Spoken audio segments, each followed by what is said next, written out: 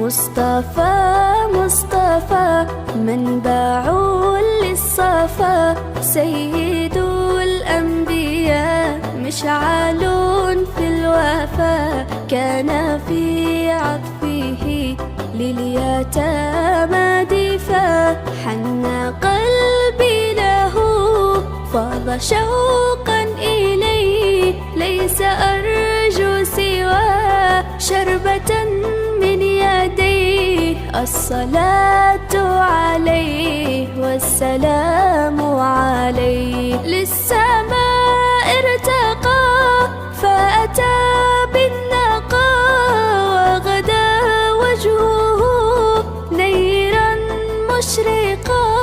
كان من عفوه حين حان اللقاء، قال فلتذهبوا أنتم